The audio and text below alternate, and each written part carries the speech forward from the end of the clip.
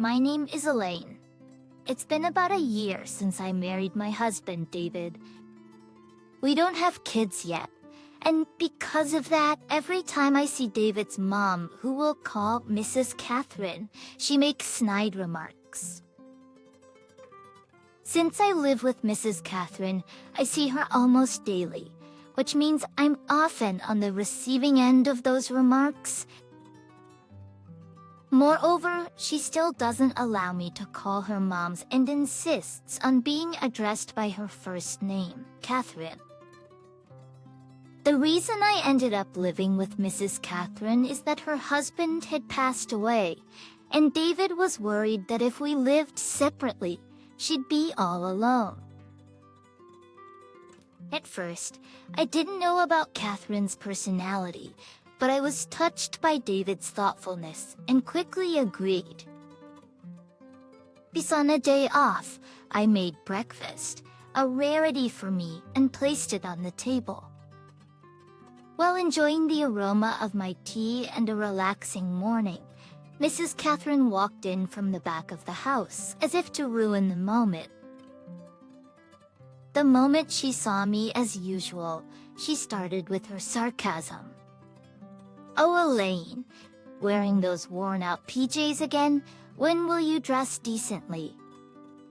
Trying to keep a smile on my face, I replied, "Good morning, Catherine. As I've mentioned before, these aren't PJs."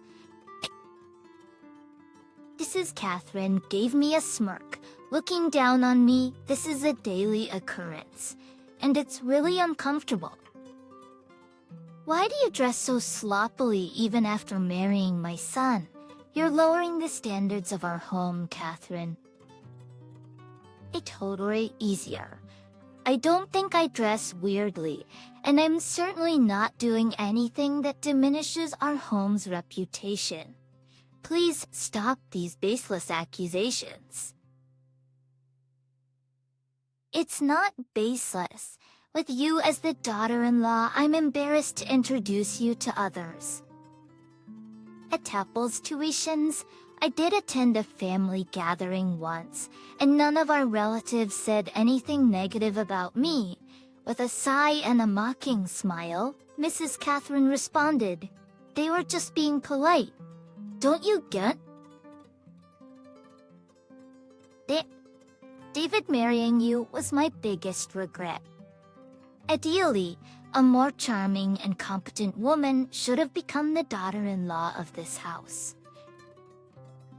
I just wanted to block my ears. How does she never run out of snarky comments? It's almost impressive. I used to counter Mrs. Catherine's sarcasm, but it seems logic doesn't apply to her. She'd claim her illogical arguments were correct. It never ended in a productive conversation. "Catherine, I get that you don't like me, but can you please stop with the constant remarks? Maybe it's best if we keep a little distance from each other." Mrs. Catherine stared at me silently for a while, and then let out a heavy sigh. "Just when I thought you were going to say something sensible. I am David's mother, okay? It's my right and duty to correct you." "Right? Duty? Yes. Now that you're married to David, you need to become a wife worthy of him." "Sure. I'm just an average office worker. I don't have a high position, nor am I leading big projects or considered a rising star. But not to sound rude, David is my precious only son. Also, considering you'll be taking care of me in the future, it's crucial that I discipline you now." That was a bombshell. The ticks are even croak, though it's not uncommon for daughters-in-law to take care of their miles. Being so blunt about it made me anxious about our future. Sigh. One day after work, I went to my usual supermarket and spotted Mrs. Catherine. It was unusual for her to be shopping. Normally, she'd hand me a list saying, "You expect your meal to do the shopping? But you get the items for me." It's though I didn't want to eavesdrop as I passed by. I couldn't help but hear her bad-mouthing me to a friend. She's such a hopeless daughter-in-law. She doesn't listen and is a real headache. It'd be better if she just disappeared. I discreetly pushed my shopping cart past Mrs. Catherine. I had no choice. It was the only way into the store. I tried to discreetly walk down the supermarket aisle. Oh, is that you? Elaine? Shoot, she spotted me.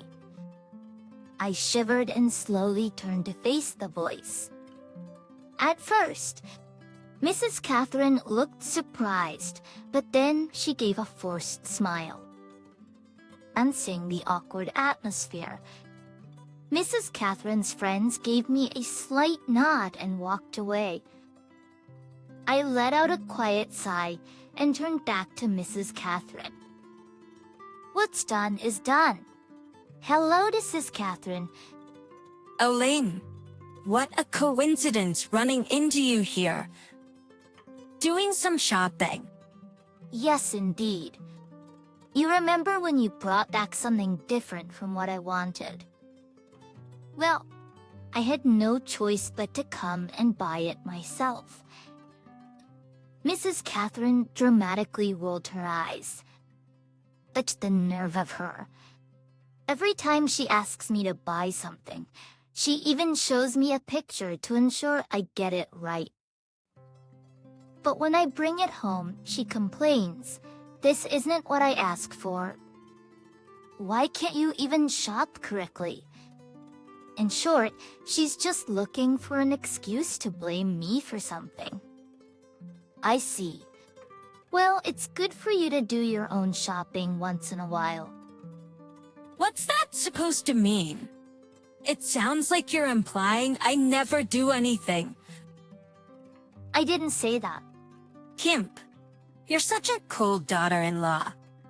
Just leave me alone. I have things to do over here.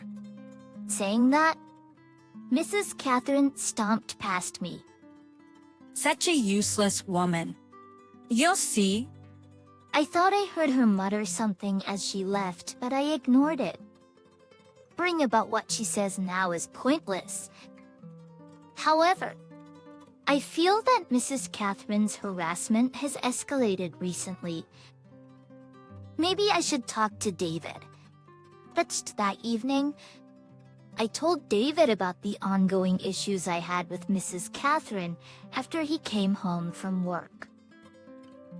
I had discussed it with him a few times before, but it was never this serious. I had no idea. I'm so sorry. At 7 years lame. I didn't know it was this bad.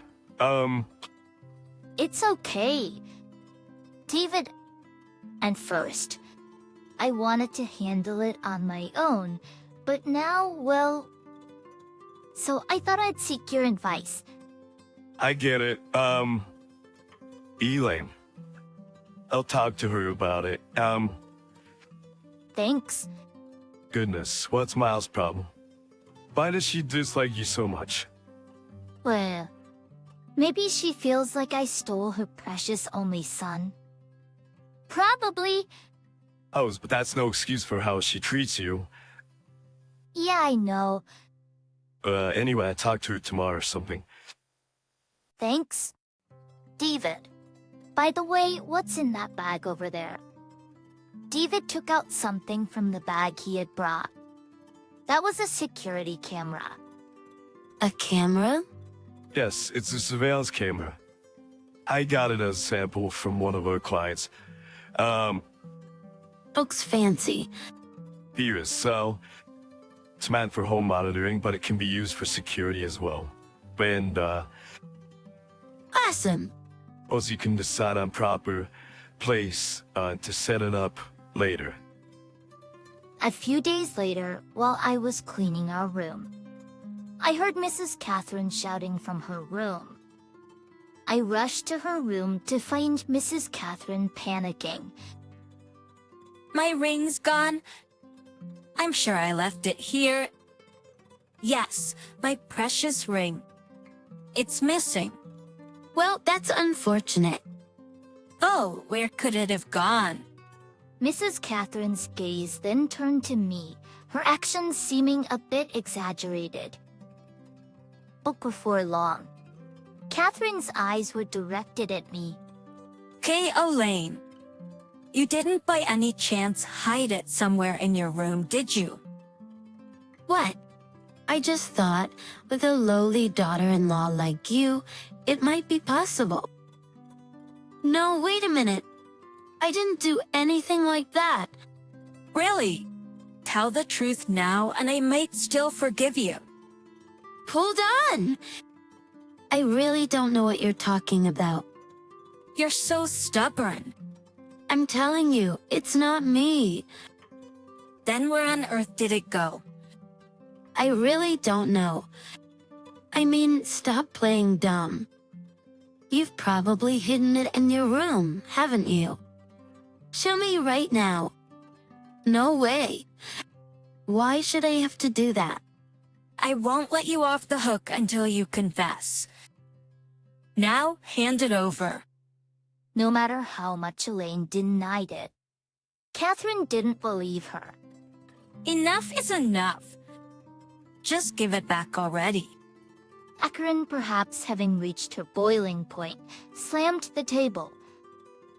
Cups and plates rattled with the noise. What should I do? I don't know what she might do next. Then the sound of the front door opening could be heard.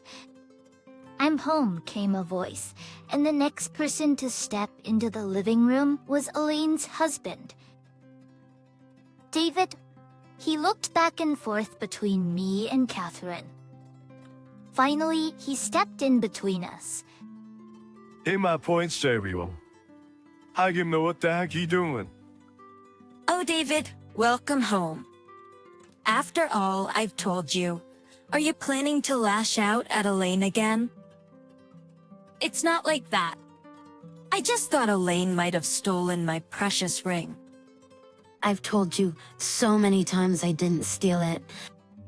Kim, that's a really easy for you to say. Think then. Just give the ring back. Elaine, then maybe I'll consider forgiving you.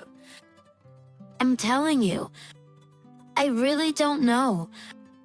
Oh, Dodd. You're such a noisy dial. I wonder what David saw in you. Was that? Catherine stormed off to her room. David gently rubbed Elaine's drooping shoulders.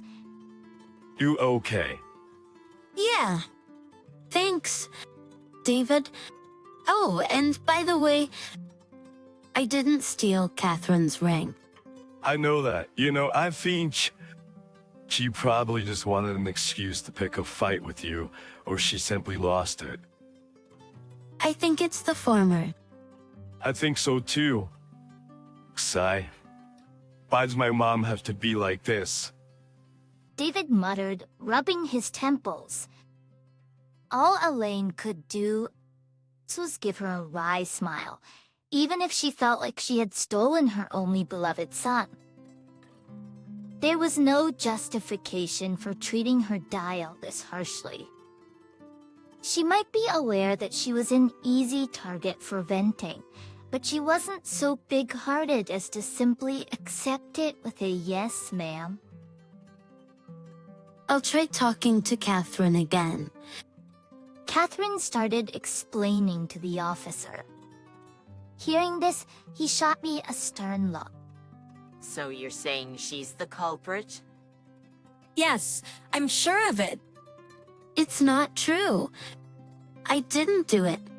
Catherine shouted at me, but I defended myself. It's true. Please believe me. Well, we can't just accuse someone based on circumstantial evidence. Let's discuss this inside. It's not just that.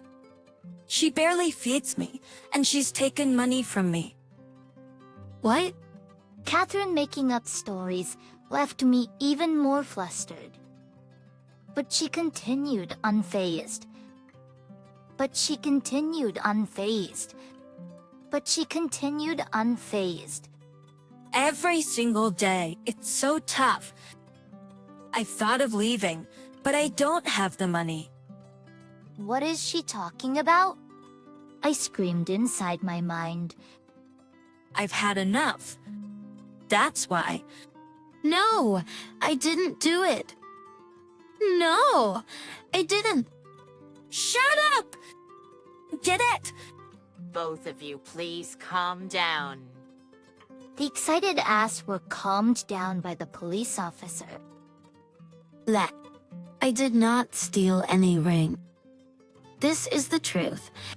Plus, I've properly prepared dinner, and all the money is managed by Catherine herself.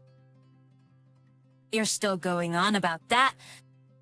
You really can't read the room, can you? Catherine, enough is enough. Both of you, let's calm down and talk. Please come to the interrogation room to give your testimony. If you have any evidence or testimonies, could you please present them? I mean, the stolen ring is already gone. Then can you show us where it was taken from? Of course. Do you want to come to my house now? If it's okay with both of you, I'd appreciate it. It's following the officer's instructions. I returned home with the police and Catherine. Despite the whirlpool of anxiety in my chest, I desperately hoped my innocence would be proven. The police began gathering possible evidence and taking statements from each of us. I tried to distract myself from this overwhelming anxiety by calling David, but he didn't answer. Come to think of it, he did say he'd be late because of a meeting this evening. What bad timing. Is this where you lost the ring?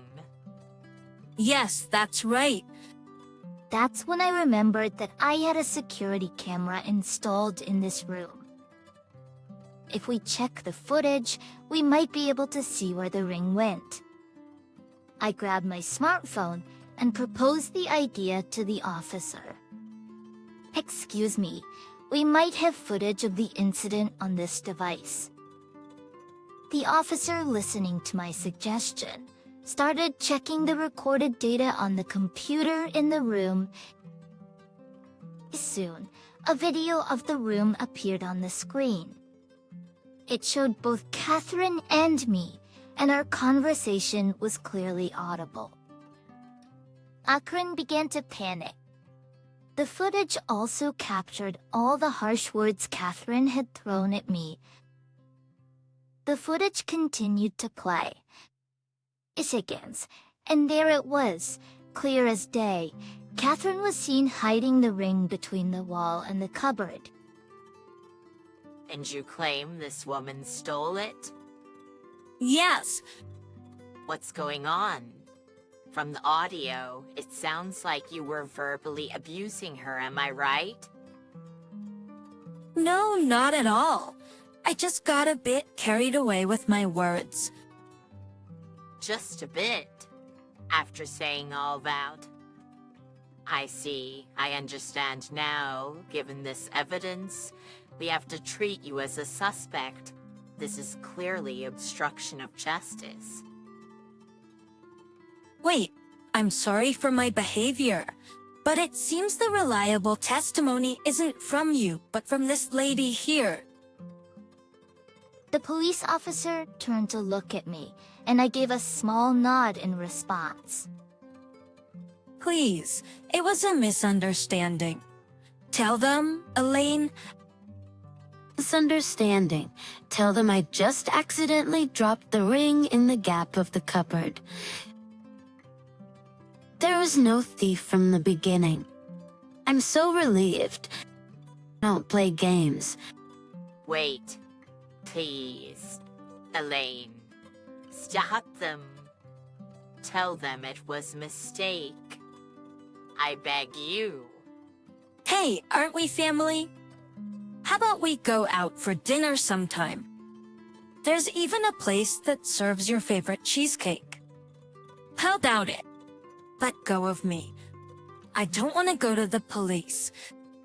Elaine.